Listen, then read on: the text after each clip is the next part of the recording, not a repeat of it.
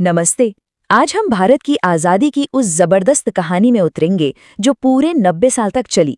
ये सिर्फ एक लड़ाई की कहानी नहीं है, बल्कि ये देखने की कहानी है कि कैसे आज़ादी का ये आंदोलन समय के साथ बदला, विकसित हुआ और आखिरकार कामयाब हुआ। तो कहानी शुरू होती है 1857 से। अंग्रेजों ने इसे क्या कहा? एक सिपाही विद्रोह। बस। लेकिन क्या ये वाकई बस कुछ सिपाहियों का गुस्सा था, या फिर ये भारत की आज़ादी की पहली जंग थी? यही वो सवाल है जो आज भी गूंजता है। हर बड़ी आग की शुरुआत एक छोटी सी चिंगारी से होती है। 1857 की वो चिंगारी कुछ ऐसी ही थी, जिसने एक ऐसी आग भड़काई जो अगले 90 सालों तक जलती रही और जिसने भारत के इतिहास का रुख हमेशा हमेशा के लिए मोड़ दिया। देखिए, ये विद्रोह कोई अचानक हुई घटना नहीं थी। इसकी जमीन धीरे धीरे तैयार हो रही थी और इसके संकेत भी बड़े रहस्यमयी थे। सोचिए, सेना की टुकड़ियों के बीच कमल के फूल एक दूसरे को दिए जा रहे थे और एक गांव से दूसरे गांव तक रोटियां भेजी जा रही थीं। ये खामोश इशारे थे, आने वाले तूफान के गुप्त संदेश जो कह रहे थे, तैयार हो जाओ। तो सवाल ये है कि इतना गुस्सा, इतना ज्यादा गुस्सा आया कहाँ से? असल में इसकी कई वजह थी। राजनीतिक तौर पर अंग्रेज डॉक्ट्रिन ऑफ लैप्स या हड़प नीति के जरिए एक एक करके रियासतों को निगल रहे थे। आर्थिक नीतियां तो किसानों की कमर ही तोड़ रही थीं। समाज में ये डर फैल गया था कि अंग्रेज हमारी संस्कृति और धर्म को खत्म कर देंगे, और सेना के अंदर भी भेदभाव था ही। और फिर वो आखिरी चिंगारी आई, जानवरों की चर्बी लगे राइफल के कारतूस, जिसने बारूद में आग लगा दी। इस विद्रोह ने हमें कई हीरो दिए, लेकिन रानी लक्ष्मीबाई का नाम सबसे ऊपर आता है। उनकी बहादुरी का अंदाजा इसी बात से लगाया जा सकता है कि उनके सबसे बड़े दुश्मन ब्रिटिश जनरल ह्यू रोज ने उनकी मौत पर कहा था, यहाँ सोई हुई यह महिला इन सभी बागियों में अकेली मर्द थी। दुश्मन से मिली ऐसी इज्जत अपने आप में बहुत कुछ कहती है। हाँ, ये सच है कि इस विद्रोह को बहुत बेरहमी से कुचल दिया गया, लेकिन इसका एक बहुत बड़ा नतीजा निकला। ईस्ट इंडिया कंपनी का राज खत्म हो गया और भारत सीधे ब्रिटिश ताज यानी ब्रिटिश सरकार के कंट्रोल में आ गया। मतलब खेल के नियम पूरी तरह से बदल चुके थे। 1857 की उस आग के बाद आज़ादी की लड़ाई का तरीका बदल गया। अब लड़ाई सिर्फ तलवारों से नहीं, बल्कि विचारों और याचिकाओं से लड़ी जानी थी। एक नई रणनीति बन रही थी। तो इस नए दौर की शुरुआत होती है उदारवादियों से। ये इंडियन नेशनल कांग्रेस के शुरुआती नेता थे, पढ़े लिखे, और इन्हें ब्रिटिश न्याय व्यवस्था पर काफी भरोसा था। इनका मानना था कि हम याचिकाओं, प्रार्थना पत्रों और संवैधानिक तरीकों से अपनी बात मनवा सकते हैं। लेकिन हर कोई इस धीमी रफ्तार से खुश नहीं था। बाल गंगाधर तिलक जैसे नए नेताओं का खून खौल रहा था। उन्होंने इस तौर तरीके को पॉलिटिकल मेंडिकेंसी यानी राजनीतिक भिक्षा वृत्ति कह डाला। उनका कहना था कि भीख मांगने से आज़ादी नहीं मिलती। और फिर कहानी में एक जबरदस्त मोड़ आया। क्या होता है जब बांटो और राज करो की नीति उल्टी पड़ जाए? अंग्रेजों ने बंगाल का विभाजन कर दिया। कहा कि प्रशासन के लिए कर रहे हैं, लेकिन असली मकसद था हिंदू और मुसलमानों को बांटना। पर इसका असर बिल्कुल उल्टा हुआ। इस एक घटना ने पूरे देश में स्वदेशी आंदोलन की आग लगा दी। बंगाल विभाजन के बाद कांग्रेस के अंदर दो रास्ते साफ नजर आने लगे।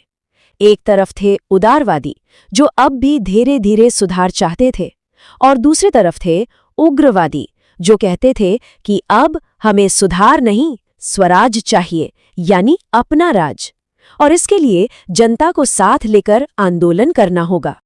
और फिर कहानी में एंट्री होती है एक ऐसे इंसान की जो आज़ादी की लड़ाई का व्याकरण ही बदलने वाला था, महात्मा गांधी। अब जरा सोचिए, दुनिया का सबसे ताकतवर साम्राज्य और उससे लड़ने का हथियार नमक। ये सुनने में कितना अजीब लगता है ना? कोई नमक से एक साम्राज्य को कैसे हिला सकता है? यही तो गांधी जी का मास्टर स्ट्रोक था। उन्होंने नमक जैसी एक मामूली रोजमर्रा की चीज को अंग्रेजी हुकूमत के जुल्म का सबसे बड़ा प्रतीक बना दिया। नमक एक ऐसी चीज थी जिससे हर भारतीय जुड़ा हुआ था, चाहे वो अमीर हो या गरीब। ये जीनियस था। और ये कोई छोटा मोटा प्रदर्शन नहीं था। 385 किलोमीटर, वो भी पैदल, पूरे 24 दिनों तक। ये सिर्फ एक मार्च नहीं था, ये आज़ादी के लिए एक तीर्थ यात्रा बन गई थी, जो दुनिया को भारत का अटूट संकल्प दिखा रही थी। और इस एक मार्च का असर जबरदस्त था। इसने पूरे देश में सविनय अवज्ञा आंदोलन की लहर पैदा कर दी। अब आजादी की लड़ाई सिर्फ कुछ पढ़े लिखे लोगों की बहसों तक सीमित नहीं रही, वो गांव-गांव, घर-घर तक पहुंच गई, एक सच्चा जन आंदोलन बन गई। अब तक बहुत हो चुका था, सब्र का बांध टूट चुका था। अब लड़ाई अपने आखिरी और सबसे निर्णायक दौर में पहुंच रही थी। अब बारी थी अंतिम आह्वान की। 8 अगस्त 1942 महात्मा गांधी ने एक ऐसा नारा दिया जिसमें कोई अगर मगर नहीं था। करो या मरो। इसका सीधा मतलब था, या तो हम भारत को आजाद कराएंगे या इस कोशिश में अपनी जान दे देंगे। अब पीछे हटने का कोई रास्ता नहीं था।